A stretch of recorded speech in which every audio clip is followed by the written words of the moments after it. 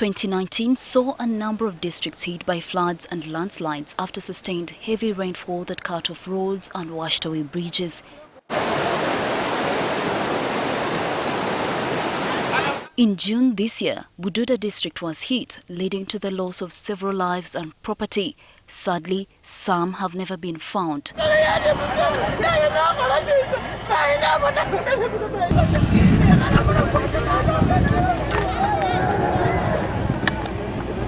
Later, Sironko district suffered the devastating floods due to heavy rains that saw several local rivers burst their banks.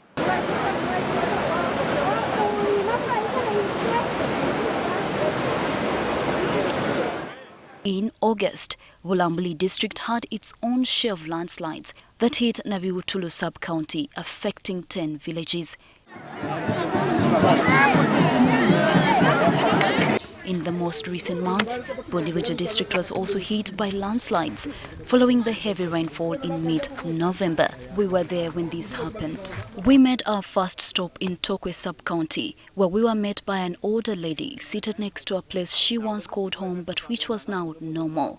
She would later reveal to us how the rains had pummeled her home one Sunday morning. I was coming from church only to find my sons carrying away my property from the house because they were scared they would be washed away. With nowhere to go, she joined her children in their house, which is very small. I am struggling. I need help. According to the district forest officer, Lawrence Fighter, everyone who owned land in this area was forced to leave due to the unbearable conditions there. We first came when it occurred. There are 5 homesteads that were washed away from this side. And then also, when you add these ones, they become 7. Because this is about over 10 hectares that have been put down of cocoa, and it has totally affected the livelihood of the people who have been living here. We were later tipped off by a resident that several others were left homeless by the same heavy downpour in Hamtoma sub-county. As we headed there, we noticed cracked homesteads, destroyed farmlands and a number of displaced people. The landslides reportedly started when River Nyambiri burst her banks, displacing about 90 people in 10 households. It started at night, and we got scared to stay in the houses because they were starting to collapse. We decided to sleep outside. Our farmlands were washed away. Our cocoa plantations, matoke, cassava, and even our loved ones' graves. Some of the people that were displaced by the landslides resorted to staying with family, friends, and even relatives. And this is one of them. However, it houses more than 30 people. The residents are appealing for government assistance. According to the district vice chairperson, Barnabas Binzide, they have not been able to offer the residents enough assistance as they lack capacity.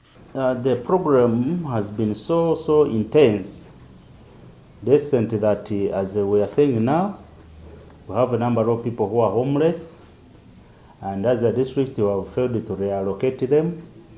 They're just residing in the relatives' residences. He adds that it has been hard for them to advise the residents to shift, citing inability to provide an alternative. As a district, for us, we don't have any vote for things concerning the disasters. We are only helped by the civil society, especially the Red Cross, who are trying to engage those people and ensure that they can get some relief.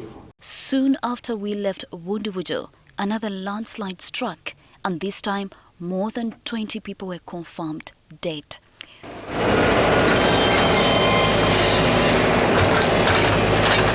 As we report, the Uganda Meteorological Authority has indicated that the heavy rains will continue into January. Thus, the fears of many succumbing to landslides continue, with many still living in disaster-prone areas unless they are quickly relocated. Sandra Twinobdio, NTV News.